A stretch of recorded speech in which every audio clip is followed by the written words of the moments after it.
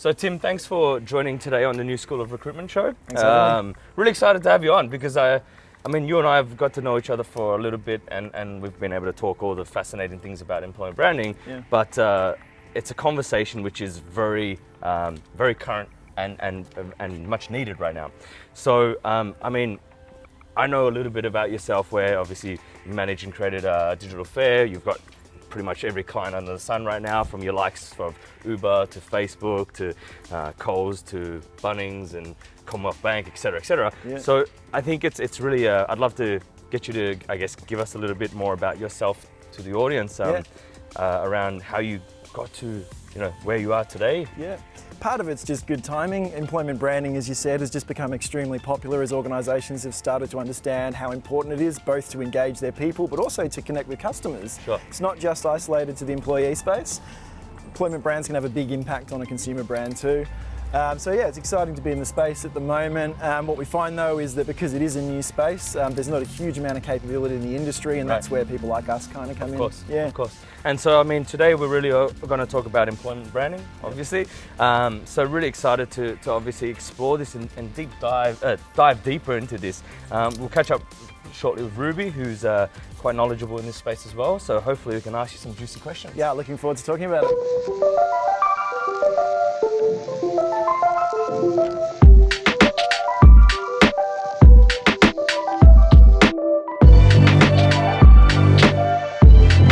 Welcome to the new School of Recruitment. I'm Brooklyn. Nice to meet you. Ruby, welcome back to the new School of Recruitment. And obviously, Tim, we all know who you are now, so thanks for joining us. Today's topic is going to be really exciting. Yes. So we're going to talk about essentially what the importance of brand is within recruitment, which is a very hot topic, very interesting topic, something that we can dive deeply into today. So I think to start off, really, let's start up here. Why is branding so important? Yeah, I think employment branding in particular is incredibly important now because, for our industry in HR, it is the future of recruitment. I think your employment brand is going to become much more important than, say, something like your recruitment team. So your brand will be what attracts talent in the future. It'll be what keeps talent within your organisation. And I think it's popular now because organisations are really starting to understand that. They start to understand tangibly what that means for an organisation and what the benefit would be. And so, yeah, like you say, it's an incredibly hot topic at the moment. Do you find people come to you with a bit of an idea around what their brand should look like, or is it mostly a bit of a blank slate? It's really interesting. Typically, that's exactly what happens. An organisation will come to us and say, this is where we think we're at with our employment brand and this is what we want to do. And so interestingly, the first thing we do with most organisations is work out whether that's actually the case or not. A lot of people think, for example, that we need to build a website because we're missing that digital asset, and so that will solve our recruitment problems. Once we get into an organisation, that may not actually be the case. So actually, when it comes to employment branding, the first thing people need to do is work out what they actually need to do. There's no industry template or norm as to how you approach it. Depends on how you're resourced, what your capability is, and where your own organisation's at in its own evolution. Yeah. We were sort of talking as well, just more so around how there's different people that will come to Tim with very different problems around employment branding. What are some of the more common, reasons why you would have clients come to you? Most common reason would be a need to develop that core message. What is our employment value proposition? What does it mean to work for this organisation, and how do we articulate that? A lot of the times organisations know what it feels like, and they have a sense of what it means to be part of that employer, but they've never actually condensed it and worked out what it means in words. So a lot of the time the need is for that.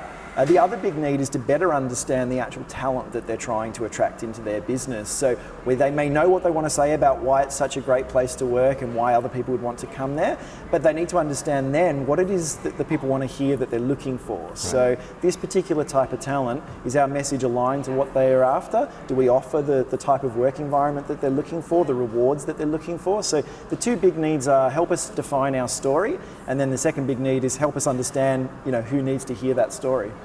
And how do you find that's, I guess, through the time or evolution of time, how has employment brand gone from how it was 10 years ago to how it is today? 10 years ago, and even still today in many organisations, it was very much seen as something that was separate from the rest of our brand. So we had our consumer brand, or maybe we're in B2B and we have that brand message that sits over there. When employment branding first came around, we kind of thought it was something separate, that it was a brand message that was meant for the people inside the organisation and these other people that we're trying to attract. The last 10 years, we've really all started to learn and realise and understand that, especially for large organisations, that person that we believe is who we want to come and work for us is also our customer in many cases. So it makes no sense to have two separate brand messages, because when you think about the person on the outside of the business, they look at a company like, say, Telstra, large, telco, and they say, well, I understand, the brand that's trying to sell me a phone, and then that same brand was saying, oh, well, we have another message for you in case you want to come and work for us. That doesn't make any sense. It's the same person. So the biggest change that's occurred in the last 10 years is that coming back together of the brands and recognising that it's not something that's separate, it's just you change slightly the story about how you sort of articulate what it means to be part of I remember around 5 years ago, I went to IKEA and I'd bought, a flat packs, maybe a table, IKEA furniture, and I'd come home and I've, taken out everything that I've needed to assemble this table. Yeah. And then inside of the flat pack itself, it said, now that you've got your instructions to put together this table, here are some instructions to put together your career with IKEA. And it was a separate employment booklet around the types of jobs that they might have and how to actually apply for it. And I just thought, oh my goodness, and obviously having a background in HR, it was just such a cool thing to do. And I think that was really starting to kind of be that blend between consumer, employment brand, and then wanting to obviously have people who are buying things from you to also evangelise why it's so great to work in the business. Brilliant example of just a tangible way of connecting both your customer, recognising that your customer is also your candidate, and taking advantage of that. Why spend tens of thousands of dollars on a marketing campaign, buying media, building websites, trying to reach a particular audience when that very same audience is already subscribed to you as a customer? Free access, you can get to them and market to them through your own channel.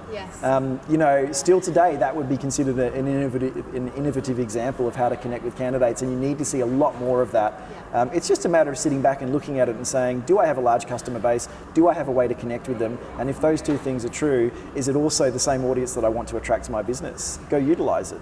And so are you normally working with HR teams or marketing teams? Interestingly, it has changed a lot in the last few years, even just for us. So when I first started in the industry, we very much isolated ourselves from marketing. Sure. Whether we're working internally for organisations or as an agency, we decided that HR would own that brand and we'd work. So typically, when we started our business, we were very much working with heads of HR. Nowadays, interestingly, I would say more often than not, we work with either the CEO of the organisation or the chief marketing officer. It's finally happened where the connection's been made to what an impact an employment brand can have on an organisation, and that's who we're dealing with. Ideal scenario, though, to be honest, is you want the endorsement of the leader of the organisation, and then you want to be working in partnership with both the head of HR and the head of marketing, and they need to have a great relationship where they both understand each other's strengths and they both understand how to work together. That's where we see employment branding done best, where the person responsible for the people understands the importance of it, and the person who's the best at telling stories understands the importance of it. Can we talk quickly about metrics and how we actually track what an impact employment brand has on a business?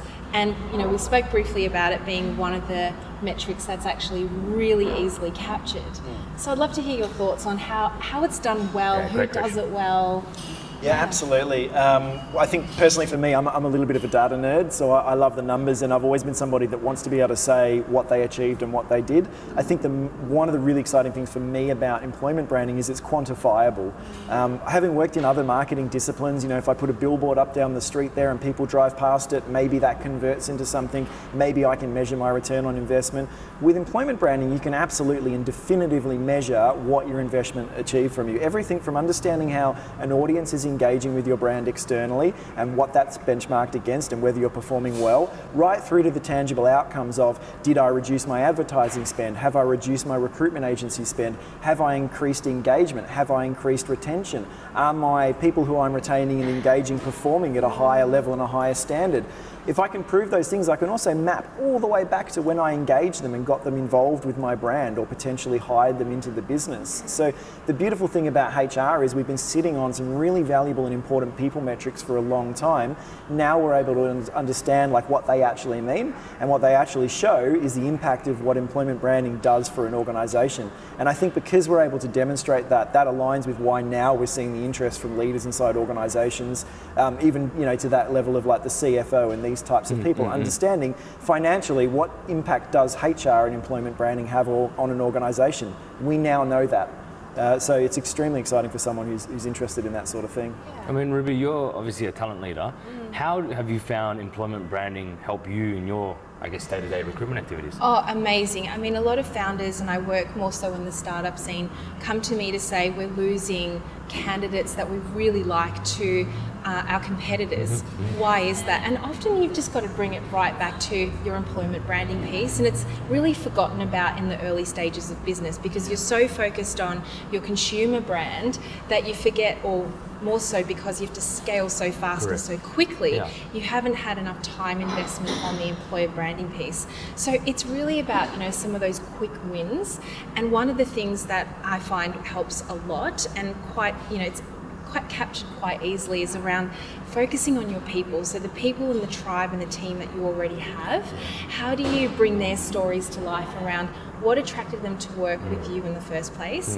What does your service or product do that makes the world a better place? And why you love coming to work each day. So things like culture and some of the fun activities you have around the place. And it's so easy now, isn't it, to put that out there, even with a simple Instagram post or a Facebook post, and it makes a huge difference and so much easier to hire as well. So you've already got candidates coming to you saying, love your culture, how do I join the business? There's some really good points there.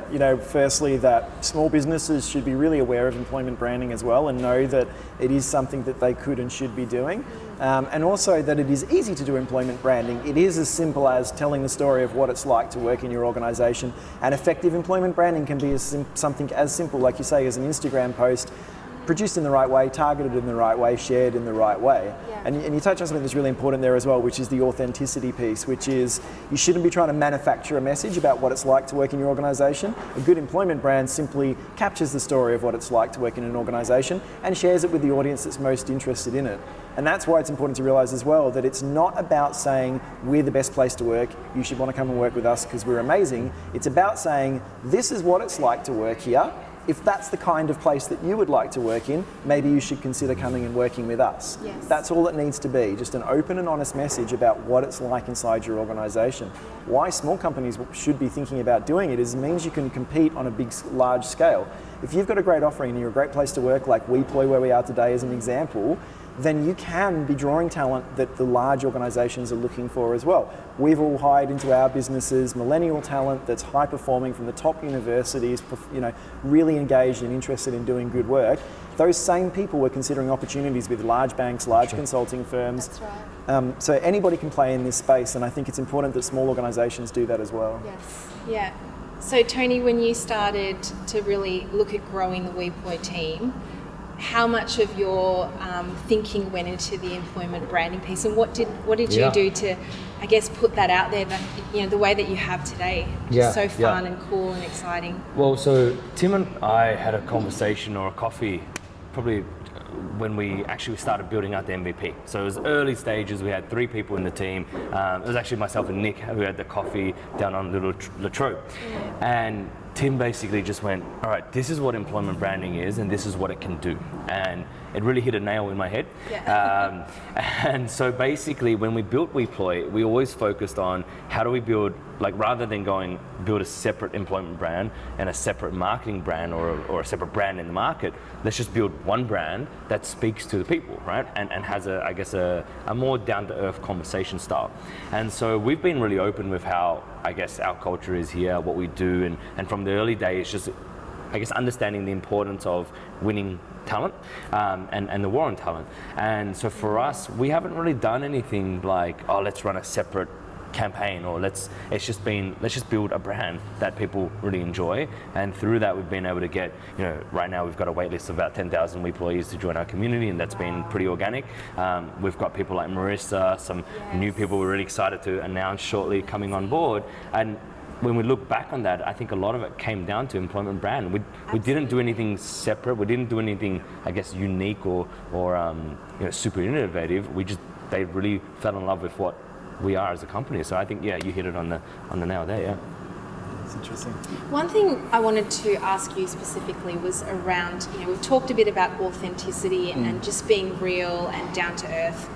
But there's also the flip side, and having come from corporate, there is also an element of, we still want to have a little bit of that control around how the brand's being perceived, especially from an employment branding perspective. I'm sure you might have encountered some of this in the past. And now with social channels, let's say we've picked on Instagram, but with some of the new rollouts where you can follow hashtags and you can follow, let's say, Weploy, and you've got a ton of your Weployees putting in content into Instagram, and it's obviously getting harder and harder to monitor. What are some of the things that founders and CEOs and head of HR, roles need to consider and be aware of as we kind of move into this future state? It's a really good question, because the answer to it is kind of quite boring, and it's around policy and these sorts of things. Whereas when people want to get into this space, they want to do the social media and the engagement and all the fun stuff. But to do it effectively, you have to do both the fun and the boring stuff. The bit I don't think there's enough conversation around that can have the biggest impact on helping you control how your people speak about your organisation, but in a free and authentic way. Yeah, so it's not overly curated. Exactly. You want some control, but not too much control. Is the reintroduction of your policy and the rehashing of your policy. Because this social media space in particular has changed so quickly, we've all kind of forgotten about the rules that we set for our organisation. So what I mean is, if you've joined an organisation in the last 5, 6, 7 years, when you joined, you were introduced to a policy which was the social media policy. Yes. That was penned 5 or 6 years ago when social media was first invented, and we were all terrified of social media. So that policy says a lot of stuff like, do not speak on behalf of the organisation. Yes. If you do, you're going to get in trouble. Point, You should be scared of doing this stuff. It's all very legal. Be very careful. That's exactly what I mean. It's all about compliance. Now in an organisation, think about how confusing it would be for the employee who's hearing from the employment brand internally that we want you to advocate for us and share our story online and be a vocal person when it comes to representing the employment brand. But the only previous experience they have was you delivering them a policy that told them not to do any of those things. So I think one of the simple and most effective things you can do is to update your policy and make it more user-friendly. Get the language in there to be softer and to explain to people the importance of, yes, towing the line and doing the right thing and being compliant and being careful with what you say, but at the same time letting them know that they actually do have the freedom to go out there and advocate for the organisation if that's something they want to do. So fixing your policy can have a huge impact on the success of your employment branding. That's great. So this show is obviously about the new School of Recruitment, right? And we're talking about modernising recruitment in a holistic way. How do you find, or where do you see technology playing in employer branding moving forward? I think technology is incredibly important, and it's having obviously the biggest impact on our industry at the moment. I think at a high level you've got, in our part of HR, you have recruitment and employment branding, and at the moment they're quite separate things. I see technology, and this is 100% happening right now all around the world, technology is completely automating the recruitment process. Obviously, to begin with, that's going to be for fairly low skilled and volume roles, but as the technology gets better with the facial recognition in video interviewing, through to the big data that we can utilise, through automation and everything in between that, you're going to see all of recruitment automated all the way through to high level executive, complex technical roles, you name it. Yes, 100% there will be an element of human interaction in some of that, but most of it's going to be automated. So if the process that you've usually had is going to be completely automated and technology is taking care of that, you see that actually recruitment becomes much more about the employment branding and what people say about you. It will become more about the attraction than it will about the onboarding and the process of bringing somebody into your organisation once they've expressed an interest. So in a sense, technology is wiping out half of the industry in terms of the way it currently operates. Sure. It will change that and turn it into something else. But technology is really making employment branding more important. Well, it gives you more opportunity, right? More resources and time to do employment branding, because you're not screening 900 people for one job that aren't appropriate and wasting your time. The big fact or stat that I get hung up on the most that we kind of, I suppose, somewhat came up with ourselves, is that your typical recruiter spends most of their time not hiring people, but their job is to hire people. That's true, yeah. So technology is going to change that. It will enable them to be meeting and talking to people that are probably exactly what we're looking for and ready to be hired, as opposed to speaking to the masses that aren't ready to be part of our I organisation. could not agree more. Being on the tools myself, I can absolutely hear what you're saying there, and I'm actually really looking forward to some of the more boring bits of my job being automated, so I can really focus on the people and the branding and all the really fun stuff there. Okay, so final 3 tips from you from those that haven't even thought about branding. What are the 3 things they can do today from an action point of view to get their head in the right space to get started? I think starting point is making somebody responsible for it. Yep. It's got to be, driven by one person in the organisation, and my personal preference and belief is that should come from the top down. Yes. So you need to get your leadership on board, and if they're not on board, it's probably not going to succeed. So the first tip is to get this conversation started with the leadership inside your organisation. Right. Second thing to do is to really understand where is your organisation headed in the future. Look at the type of talent that you're going to need and learn about that talent as much as you can, so that whatever it is you're developing as a process or an employment brand is really well matched to the type of person that you're looking for, because everybody's different and needs to be spoken to in a different way. And then the third thing is to really look at how your resource, what your capability is, and what you're able to do. So prioritising. Employment branding is broad. It's everything from social media to referral programs to systems and processes to training your people to getting your internal staff to advocate for you. You can't do all of those things with just one person. So prioritising what is the most important employment branding activity that you could be undertaking right now, that's usually based on what's going to give you your biggest return on investment. Because if you prove something works, then you can scale it internally, because it won't be a cost to the business, it will be a benefit. So maybe the fourth thing is really work on your business case and understanding what that needs to be and what the plan needs to look like. Bonus tip. Yeah, bonus tip. So Tim, obviously you've worked with, as we said outside, numerous brands, from your Facebooks to your Ubers to your Commonwealth Banks to, the list goes on. What has been your most proudest, employment branding campaign that you've ran? What was the story? What happened? Ooh, that is a really good question. For me, the proudest moment, obviously as a business owner as well, but as an employment brand practitioner, was to develop the employment value proposition for Qantas. As an Australian working, with Australian and global brands, I kind of had that a goal for us that we would get the brand, and for me, Qantas was always the brand in Australia. To get to work with that organisation, but to develop the piece of work that was, your core sort of purpose and the bit you wanted to do most of all was incredibly good. I guess, but more so for us, it was the outcome of that. To be able to take such a broad, Qantas is an incredibly complex and broad organisation with businesses within a business. Yes. To some people, Qantas is an airline, absolutely.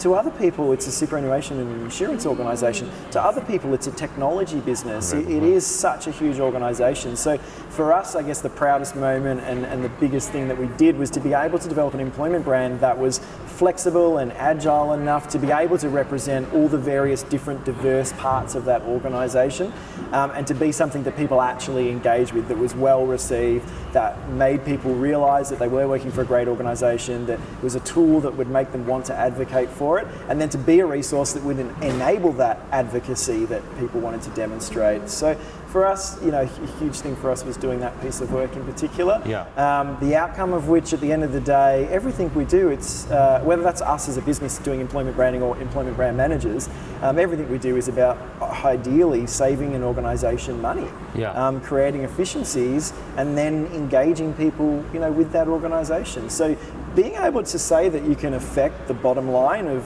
one of the biggest organisations and brands in the country, if not the world, that's a pretty proud moment for anybody doing employment branding.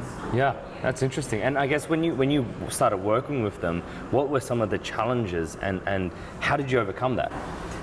Some huge challenges around, in an organisation that size with that much legacy, you're dealing with lots of very different types of people. You could be dealing with a peer group of stakeholders that seemingly are all in the same position, but depending on the part of the business that they've come from, they bring with them different legacies. So the challenge is really understanding how to speak to individuals' needs understanding what different parts of a business are trying to achieve and how that may differ from each other, and essentially trying to please everybody through that process. So, the stakeholder management piece is incredibly complex and it's a big challenge, but it's incredibly satisfying to be able to sort of nut that out and work it out.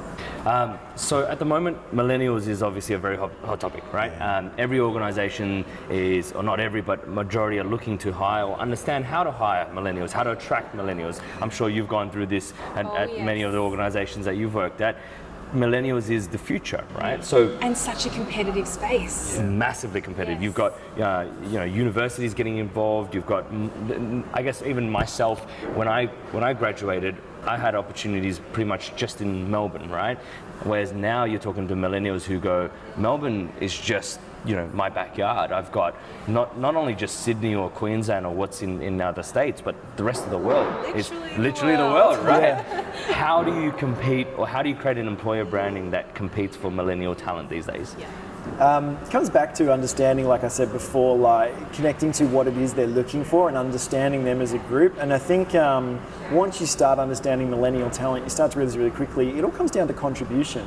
We live in a world where whether I work for a large organisation, a lot of people think millennials want to work in startups. It's not that millennials want to work in startups, it's that millennials want to work in small organisations where they can actually see the outcome of what they do. They can see their contribution to an organisation. Yes, get connectedness. They don't all want to own the business, they don't all want to be the CEO. It's not that Gen Y thing where we think they want more and more and more and to go further and further up in an organisation without necessarily earning it. That's not what they're looking for. They're looking to be recognised for their efforts and see their contribution. I don't think that's such a bad thing. I think that's amazing that people actually want to achieve something. Helping them connect to that shouldn't be so hard. So I think that's where you do see small businesses like ours able to attract the millennial talent, because obviously it's much easier to show what their contribution is going to be and to get them involved more broadly. The graduates that come to our business, top graduates from the top university in Australia, I think a lot of the reason they come is because they don't have to play snakes and ladders. They don't have to look at, I have to go from here to here to here, and it can only take me this amount of time. I can't go any faster than that, and I'm doing that at the same pace as 100 other people that look just like me, so that's pretty competitive. They're looking to see through all that. They're looking to be in a space where if they saw an opportunity and they can seize that opportunity, that they can accelerate their own learning, development, growth, and these sorts of things. So I think the small business world definitely offers that, and that's where it's become so competitive. So millennial talent absolutely is the future of all of our organisations. It's the future of the world as well. So the sooner we understand how they're motivated, what they're looking for, and tap into that and offer it, the better. And it's really not that hard to find out that information.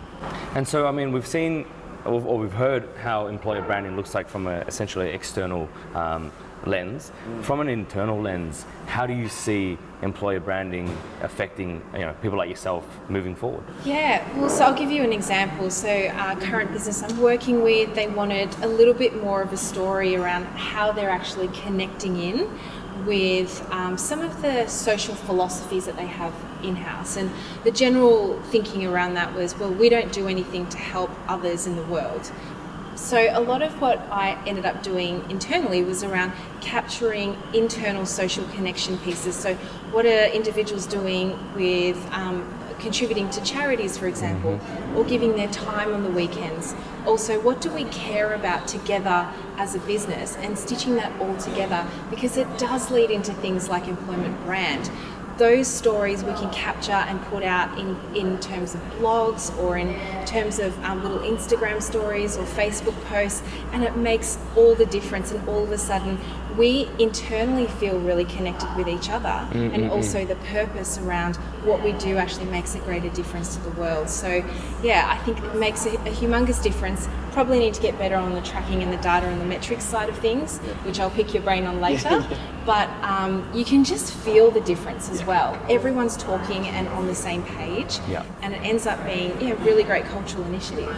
I've definitely learned a thing or two today. I'm really excited to watch this space in recruitment. It's really interesting. I'm happy to share. It's very exciting times ahead. So thanks again for joining us today. Stay tuned for next week's episode of the new School of Recruitment, where we'll explore a new and hot topic. And thanks again, Ruby, for co-hosting. And once again, Tim, always a pleasure. Thanks, Danny. Tim.